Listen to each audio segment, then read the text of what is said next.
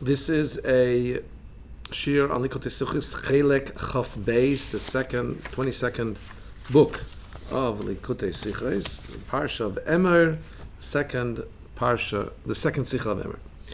In this week's Parsha, the 4 species that we use on Sukkos are enunciated. It says on the first day you have to take Pri Eitz Hadar, you have to take, basically it means an esrog, a fruit of a tree that's called Hadar, Kapais Tmorim, which is the branch of a date palm, Va'anaf Eitz Oves, and the myrtles, Va'arvei Nochal, and the willows. So we're gonna give some more detail on what the description of those 4 species are. We know them as the 4 lulav, esrog, hadas, and arava, right? By the first 3 types, we see that the sign that the Torah gives to indicate what kind of species it is actually a required tanai, is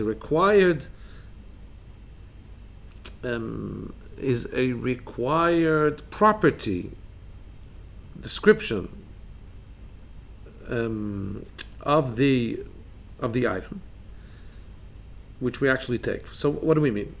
Pri Eitz Hadar, when we speak about an esrog, how is an esrog identified in the Torah? So it has to be from a Pri Eitz. Pri Eitz means that its fruit and its tree are similar taste. So the fruit of the esrog and the actual bark and actually wood of the esrog tree are similar taste. Also, it says Hadar, it should be beautiful. Hadar also tells us elsewhere that it stays on the tree for an entire year, but Hadar means beautiful, and this tells us that the esrog has to actually be something that is nice, and therefore, for example, a shriveled up esrog from dryness is not to be used. Interesting that we learn this concept that it has to be beautiful, can't be shriveled up, not just to esrog. We then extrapolate it if that's what it needs to be by esrog. So by all the other 4 species also, if it's no longer nice, if it's dried up to the point of being really not nice, then it's not kosher. Okay, so that's the esrog. So the words used in the Torah describe what kind of a fruit it must be, and it's exact. It has to fit the criteria of the way it's described in the Torah. We talk about kapais tmorim, the date branches.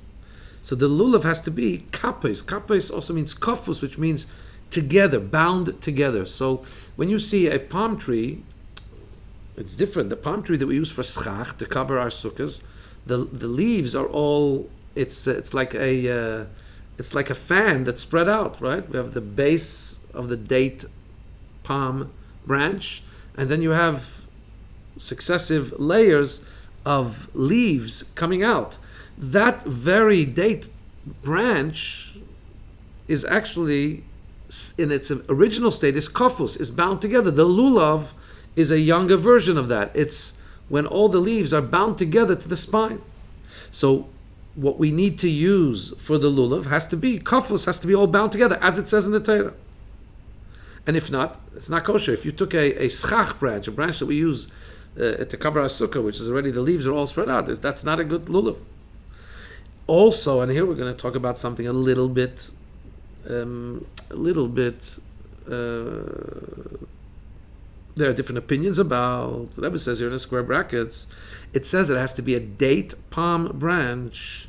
The Rogid Shavagoin says that it actually has to have not just that the tree is a species that's called a date palm, but actually it needs to be from a species of date palm that actually creates dates. There are some species of date palms that don't actually create edible dates.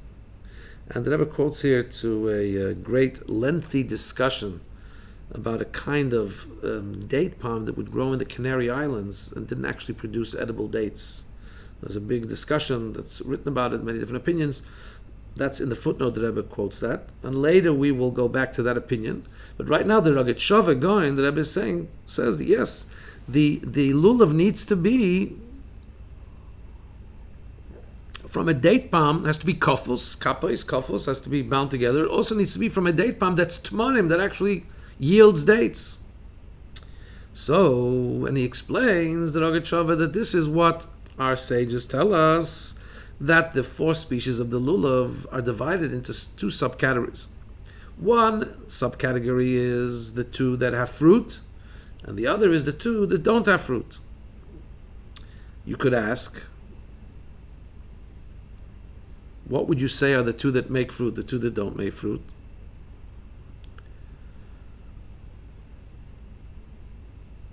And hadas also has fruit. The myrtle can also give out some kind of a berry. So, isn't that 3? If, in other words, if the esrog is a fruit and the date palm gives out fruit, and the hadas, the myrtle, gives out berries, so then there's 3 that are fruit yielding, and only the willow doesn't have fruits. The Rebbe says no. The Rogatchover says, the Gemara says there are 2 that are fruit yielding and 2 non-fruit yielding, is because the hadas, the berries that a hadas, that a myrtle has, are not edible. Right?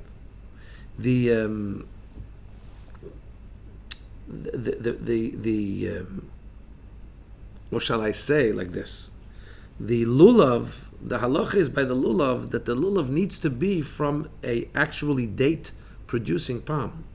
The hadas, even if it does produce berries, but it doesn't need to be from a bush, a hadas bush, a myrtle bush that also produces berries.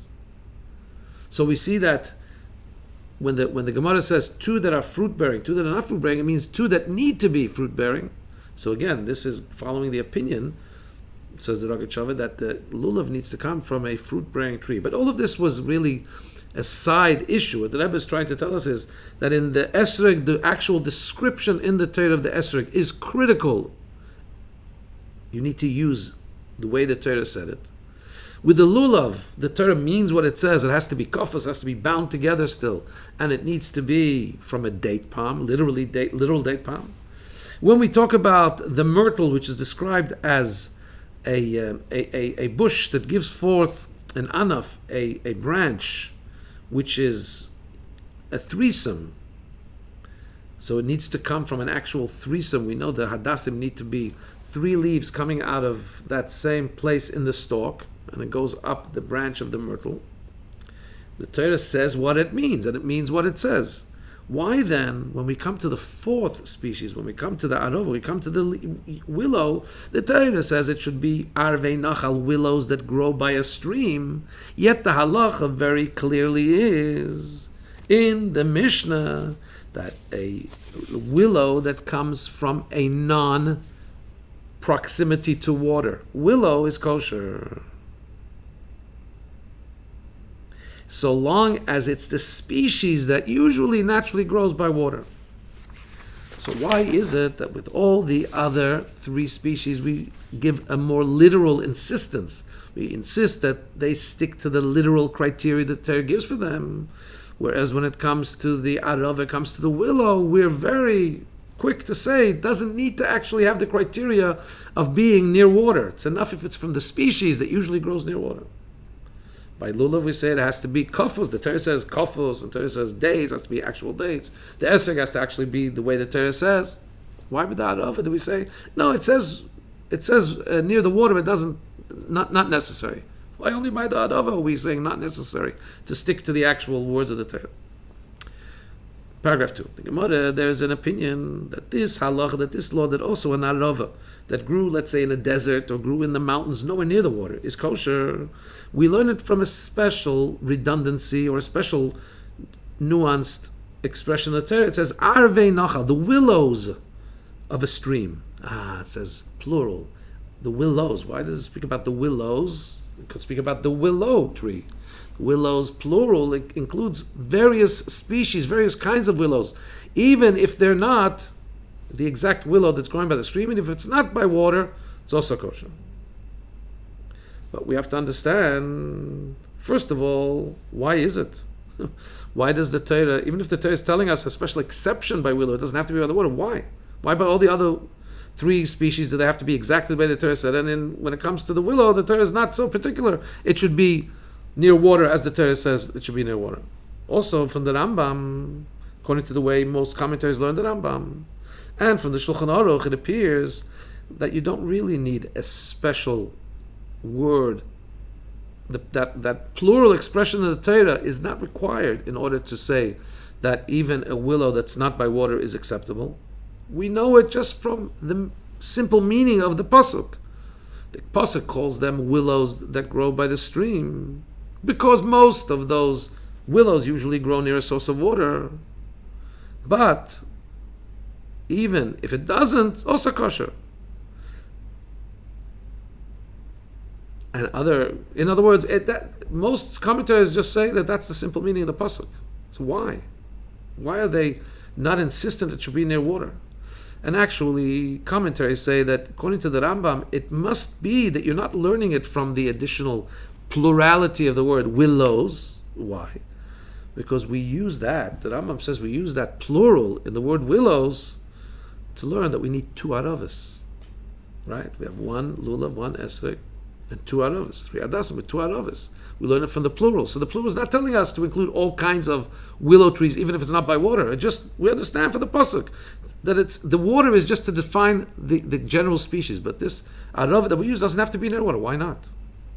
So it comes out that according to the Rambam, the word arvei nachal, the willows by the water, is just identifying that this is the species. It usually grows by water, but it's not required that it should actually be.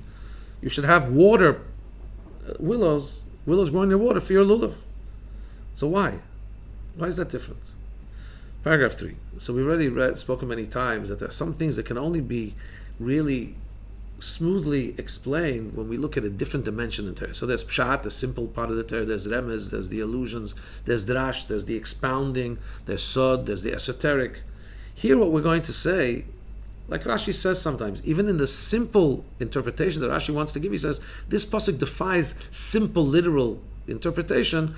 It requires a drasha. It requires us to look deeper into the more allegoric or deeper meaning. So here too, the difference between these four species, why for the first three the Torah is insistent, halacha is insistent, we stick to the exact criteria of the Torah. In the fourth, somehow halacha says, no, it just means the species, it doesn't have to actually be near water. We'll understand it best, it's going to become understood as if we look into the drasha, into the way we expound, the way we look in the field of allegory about these four species. So it says in the Medrash, this is something that's one of the most oft repeated Medrashim when we go out to give people the opportunity to make the bracha on the four species, lulav and esrog. It's a very simple and beautiful explanation. What do these four types represent? So the Medrash says that these four types are a remez, they refer to the four kinds of Jews. The esrog, which an esrog, a citron, the esrog has taste and it has fragrance, represents the Jew that has Torah and has good deeds. Torah is like taste. When you're studying Torah, you're supposed to understand it because it's like something sweet in your mouth, something that you can grasp. Fragrance, when somebody does good, they create good energy around them. It's like a fragrance. So somebody who has Torah, that's like the taste, the good taste of the esrog. The fragrance of the esrog is like the good energy, the good deeds.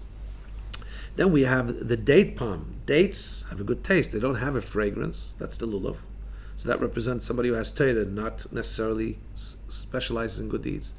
And then you have the hadas, the myrtle. Myrtle has a good fragrance, especially when you crush the leaves.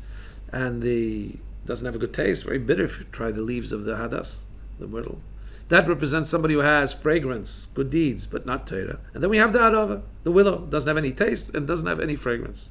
And this is an illusion. This refers to people that have no Torah and no good deeds. And the mitzvah of taking all four species is that you have to tie them together. Remember, we need to bring them all together. So the lulav is tied to the willow and the myrtle, the arava and the hadas.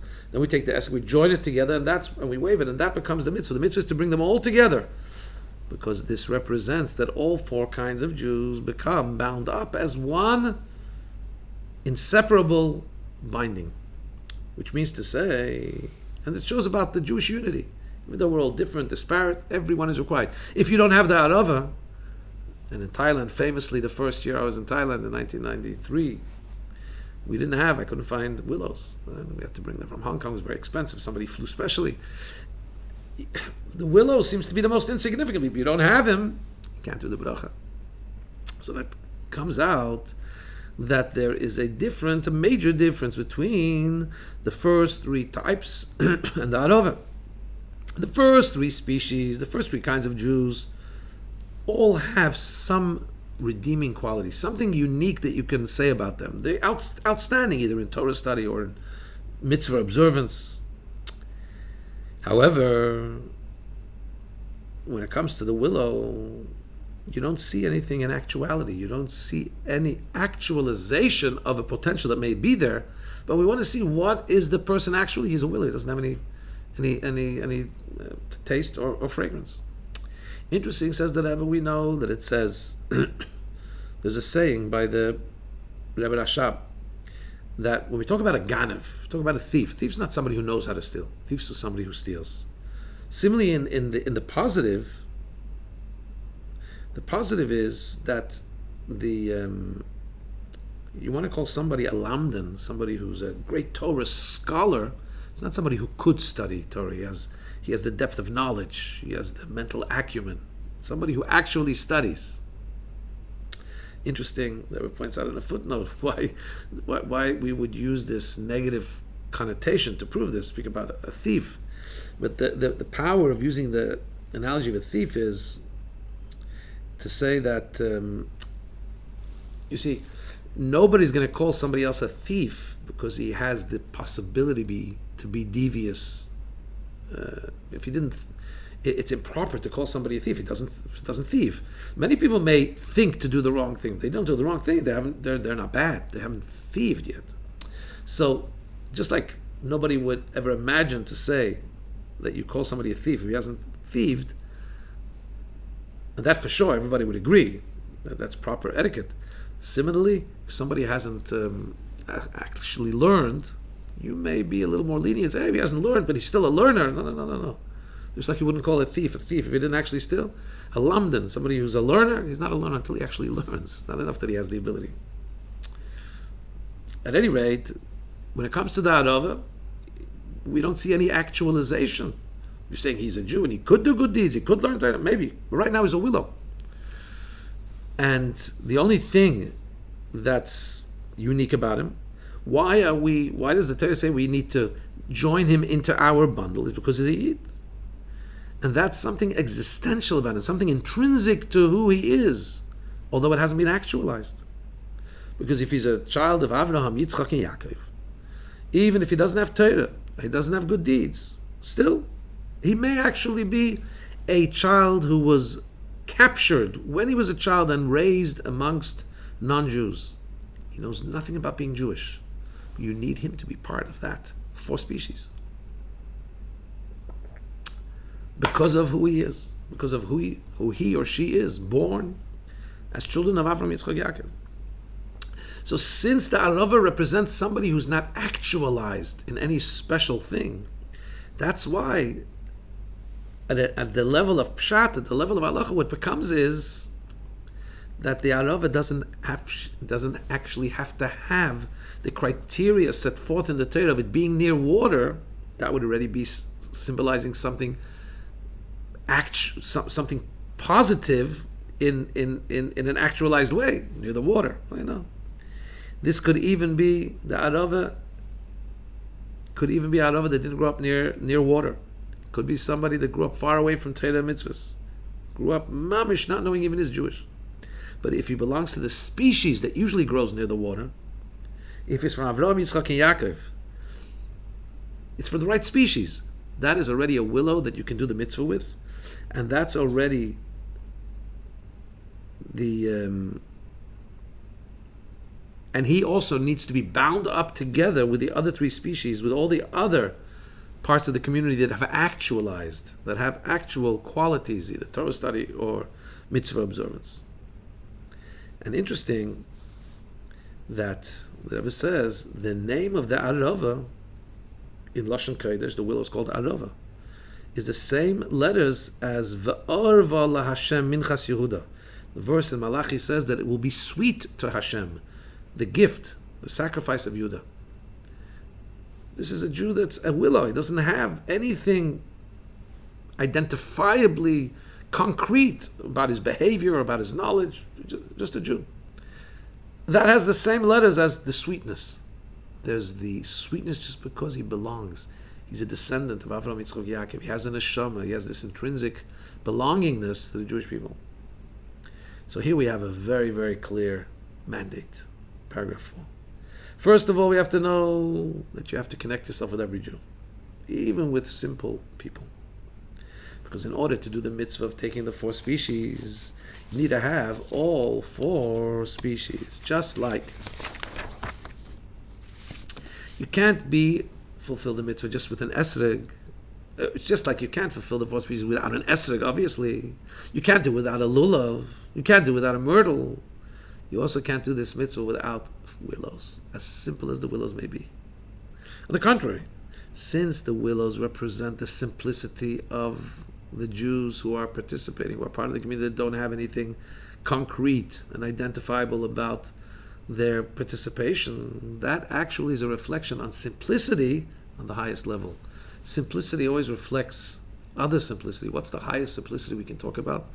It's called pshitat ha'atzmut, the simplicity of the essence of Hashem, which is not definable. This simplicity, this non-definableness of the Jew, who's just a member of the tribe, with nothing, no quality that's been activated, that's identifiable, other than is a member of that pshitus, that simplicity, that non-definedness reflects on Hashem's non-definedness, beyond definition. Which means to say that through connecting yourself, through the simple Jew, you're actually connecting yourself with the simpleness, with the non-definableness of Hashem. From this comes another teaching that there's a very distinct difference between the way we connect ourselves with the first 3 kinds of Jews, each of which have some kind of defined virtue, and the way we connect ourselves to the Jew who doesn't have a defined virtue, the willow. Those that that have virtues and parts to them, milas, advantages, obvious and revealed advantages, either Torah or good deeds. So they need to actually have those good deeds and that Torah in an actualized way. It's not enough that they have it, they could learn. No. You want to be a lulav, you have to actually be learning. It's not enough you come, he comes from a mishpacha of lulavim. All his family are Torah studiers. I mean, if you're not studying, you're not going to be part of that lulav component. It's not even enough that he's enrolled in a yeshiva. He has to actually be learning. It's not enough that he learned Torah in the past. He has to be learning now. However, same thing with the hadas. We talk about somebody who has the fragrance of good deeds. It's not enough that he comes from a family of activists, philanthropists. What are you doing? You want to be, if you're to be an hadas, to be a myrtle, the fragrance has to be your fragrance. You have to actually be participant in good deeds. When it comes to, so, in other words, when you're bringing somebody close who's so to speak a lulav, it's hinged, so to speak, how much lulav is he, how much Torah is he studying, in a sense. When you talk about going to a simple person who doesn't have, there's no entry level whatsoever. You don't tell him first learn Torah, then do mitzvahs, then you'll be able to take your role, your place. No, your place is simplicity. I don't have not Torah, not nothing. Yeah, but we need you to be that part of the 4 species. Otherwise, we don't have the 4 species. Even more, says the Rebbe, there's not even a threshold level that first, as free as Allah, the first he should feel himself to be a Jew. This is I find this very interesting. Sometimes we meet Jews that they don't actually study, but at least they have a very strong identity. They feel passionate about Judaism. The Rebbe says, no, there could be a Jew that doesn't even feel. He grew up totally alienated, totally assimilated. His environment was totally assimilated. He knows he's Jewish, but not more than that. Doesn't feel an affinity to it. He's still, that arava, we bring him in. We need him without any, there's no entry level to arava. Entry level is a yid.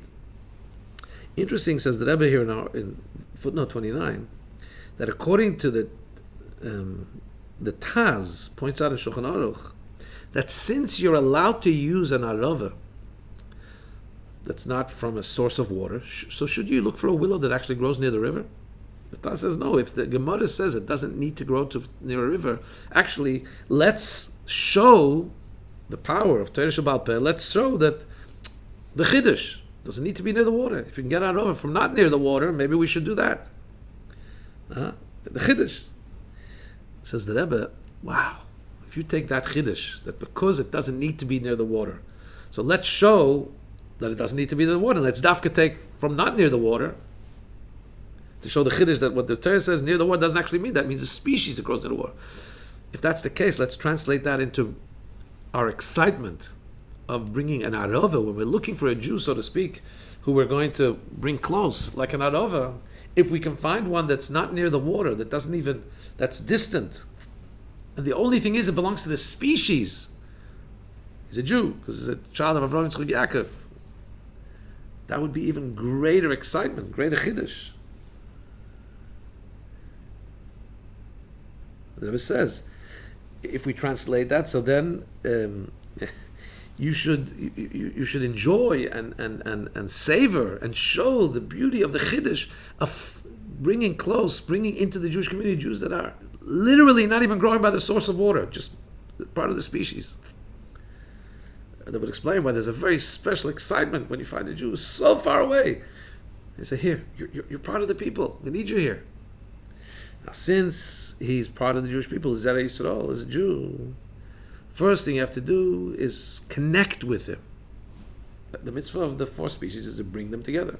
Connect with him because of Avos Yisrael, because love a fellow Jew. And then,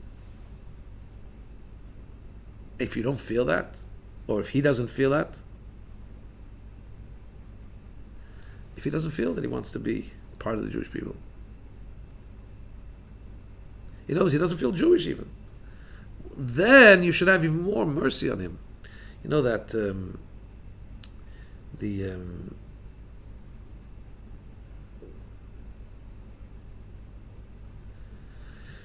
the great compassion follows when you have compassion on somebody, that is followed by love. So you'll be able to love him even more if he's somebody who doesn't even feel that he belongs, because you'll have such compassion on him. He's so far, he doesn't even realize that he's part of this special people. He doesn't feel the specialty of it. And this, by doing this, by connecting to a willow, to a Jew who's like a willow, with love, this is called, what Hillel says, Oyev Esabrius, to love your fellow Jew, even if they're like a creature. In other words, they don't have any special quality of Torah or mitzvahs. That will bring to, if you love somebody, you're going to bring him close to the Torah. In the end, that will bring him close to the Torah. Because when you love those even that don't have Torah mitzvahs, you bring them close. And once they get close, then they lose their arava. They're no longer a willow. They've now absorbed the fragrance. They now have the taste of Torah. And they move up, so to speak, into one of the other species. Okay, paragraph 5. Now the Rebbe comes and says, but there is an opinion. We said, this teaching was from the way we're looking at the four species, that the first three, they're all sticking to the description the Torah gives about them. The fourth, the only one that isn't, is the willow. But there is an opinion that also the lulav doesn't have to come from an actual from an actually date-bearing palm, right? And it's only identifying the species. It's a species of palm that usually gives dates. There may be some countries or some places where it doesn't actually give dates, edible dates. So in that case, we now have two distinctions. We have the hadas and the esrog, which the criteria is literally the way it says it in the Torah, and the lulav joining the arava, that we don't actually require to have the actual criteria set forth in the Torah, but it's enough to be from that general species. What will that teach us? So that will teach us like this. We know that when we take the four species, That's from the practical mitzvahs. And it's from the highest mitzvahs of deed. Because what this needs to do is, by taking these mitzvahs, in actuality, by taking these 4 species, we create the wholesomeness of all the species, all the kinds of Jews. And that's actually represents the achdus, the wholesomeness of the 4 letters of the name Hashem. We know the letters of the name Hashem must be together to form the name Hashem. We can't, chas v'shalom, take away any of the letters, be taking away the sanctity of Hashem's name. And here, what we're being told, that what? How can the actual practical mitzvah be done? How can it be done by those who don't actually have good deeds? When really, what needs to happen is that one kind needs to atone for the other. What happens when we bring all 4 together? What happens is that each one complements and makes up for any of the lacking of the others. So if that's the case, and more than that, their joining together is to create a new reality, the actual practical mitzvah. How can that happen with a how can that happen with the arava, who doesn't have anything? In other words, you're trying to create something wholesome, something that should complement one the other. You're trying to create a practical mitzvah, but with what? With an arava that represents a Jew that doesn't do any practical mitzvahs. And now if we added the lulav, we said the lulav just has Torah, doesn't have mitzvahs. You're going to actually, how can you do a mitzvah that's, this whole mitzvah is about good deeds. The whole mitzvah of the 4 species is about practical mitzvahs. How can you take a lulav that doesn't have any outstandingness in practical mitzvahs, maybe all he has is Torah, how does he become part of this great practical mitzvah of the 4 species? Wouldn't it even be a deterrence, a disturbance? In other words, we know that when it comes to Aaron, when the red heifer, the para aduma, that cow that is slaughtered, fully red, and it's slaughtered to take away the impurity of a dead body, it can't be done through Aaron himself. Why can't it be done through Aaron? Because we know that this is related to the golden calf. We say the mother cow should come and be used in a process of purity that should atone for the sin and for death that was brought upon the Jews by the sin of the golden of the son of the calf. So Aaron, who's involved in some way in the calf, he can't now be part of the process of rectification. A prosecutor can't become part of the defense. So what are we doing? We're talking about creating a beautiful, practical mitzvah of the 4 species. That mitzvah speaks about how every segment of the Jewish people complements each other in a practical way. The arava doesn't have that. The lulav also doesn't. The lulav has Torah, not practical mitzvahs. So we have to say that the lulav and arava both, we're looking at their essence. They create the fullness and wholesomeness of the mitzvah, not through what they do, but through who they are. They're the children of Avraham, Yitzchak, Yaakov, which is stronger than deed.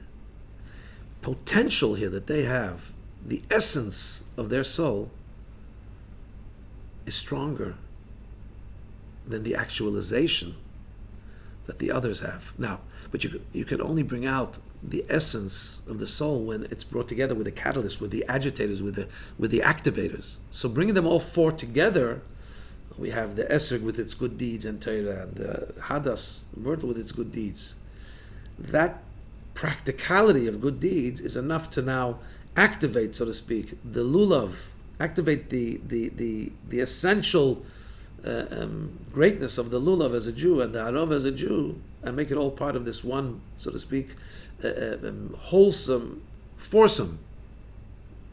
bundle that complements each other and becomes this new reality of a mitzvah that speaks about the oneness as the 4 letters of the name Hashem. We could say there's a similar concept, at least in some way similar, when we're talking about Torah.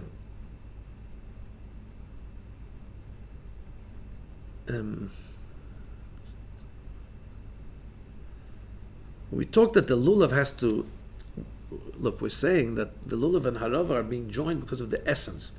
But the harava doesn't have anything practical. The lulav does have Torah. So what is the lulav, what does the Torah of the lulav add if we say we're looking at their, because it doesn't have good deeds, we're looking at their practicality, at their essence.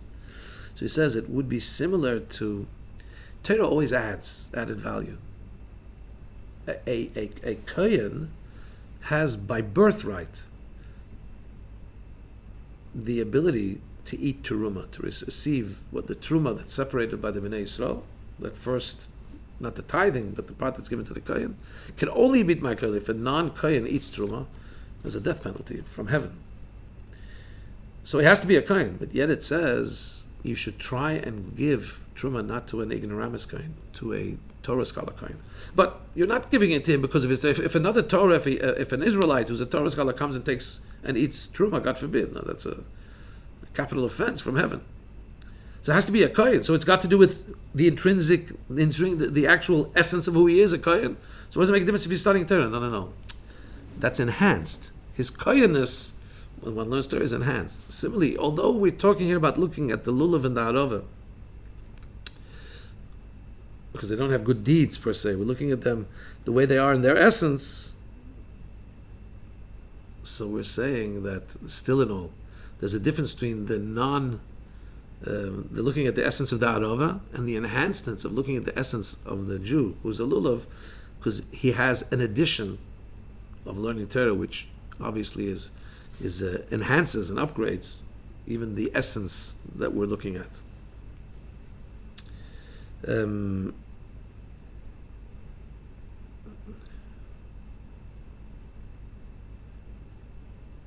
Yeah. Paragraph 6. There's a very interesting talk in the footnotes here of what we just talked about. I'll be honest that I didn't grasp the full depth.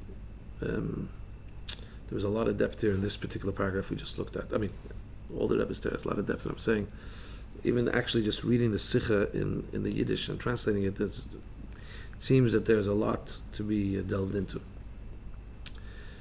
Paragraph 6. According to this explanation, we have something else that comes out. That is, that in a way, it's a bigger jump to join the lulav, even more than the aravas. We said the aravas have nothing. That seems to be the greatest innovation. Even though there's nothing practical, no Torah, no mitzvahs, still in all, we need you. I say we need you, maybe we're like aravas. The aravas needed to be part of the community. And there's something even greater about taking the lulav. Why? Because somebody who has Torah, but he doesn't have good deeds, so it's worse than the arava who doesn't have good deeds, because he has Torah. If you talk about somebody who's ignorant of Torah and he doesn't have good deeds, he doesn't know any better. But somebody who's a Talmud Chacham, somebody who's a Torah scholar, why didn't his study bring him to a heightened observance? As we know, our sages tell us that for Talmidei Chachamim, for Torah scholars, their shegogos, their inadvertent sins, are like deliberate sins in a way. They should have known better. They have knowledge. So, in a way, you get what we're saying here. We've been saying that, wow, even the Arava Jew, we need him to be part of the four species. The Arava Jew doesn't know better. I can understand why we need him in the four species. What's going on with this lulav Jew? His Torah, but yet he's not outstanding in mitzvahs. Why hasn't his Torah affected his observance of mitzvahs? So this we have another teaching, that the obligation to connect oneself with every Yid, like the mitzvah of the four species tells us, that they should all become one binding, one aguda, is not just when it is a case of pikuach nefesh, of danger of life, spiritual danger of loss of life, literally. We understand that somebody who's totally ignorant, or somebody that was raised totally between non-Jews and totally assimilated, we understand that that's of the highest degree, that's somebody who's in danger of their very Jewish life if they're not brought in to become more connected and aware. So obviously we need to work hard to make them part of the four species. No, not just though when it's a danger of life. the message of bringing the lulav in tells us even when it's somebody who's like a lulav, he does know about Torah, yet he doesn't fulfill. We have to also invest time and connect ourselves to him, that he too should be part of the puzzle, should be part of this one group. And not just that, if you don't have him, if you don't put forth your effort to take the lulav, you see, usually we think of the lulav, he's a guy who he has more Torah, but he also has a lot of good deeds. The Rebbe is saying here, if you want to hone in on a lulav, the fact that he's not outstanding in good deeds actually is a problem. Because if he's truly a Torah person, his good deeds should be commensurate with his knowledge. So in a way, we'd say, once again, this kind of guy, I don't want him. He knows better. Why isn't he part? No. We need him too. I know you're a little upset with him because he knows better. He should do better. True. But if you want to cut him out of the picture, you don't have your mitzvah. You need that person too. And it's a bigger chiddush because you understand that. Oh, you have Rachmanis, the guy doesn't know anything. He didn't know any better. Here we're talking about a lulav. And for the fact that all the kinds of Yidden are together, with togetherness, as the Medrash says, mechaprin elu, they atone one for the other, including, when we say kapara, means to, what is the taich in kapara? It says, lechaper lifnei Hashem, to totally cleanse, means to wipe off, not just to atone for a sin, but to make it clean, to make a nachas, to make a pleasure before Hashem, which will also create the reality from above that Hashem says, so to speak, because the people are together and they've been elevated. I too, so to speak, have been elevated, and this brings the ultimate redemption, because we know that it says the Bnei Yisrael will not be redeemed till they become like one mandal. So this mitzvah of the four species tells us about the achdus we need to have, the togetherness, and that is a precursor to coming of Mashiach speedily in our days.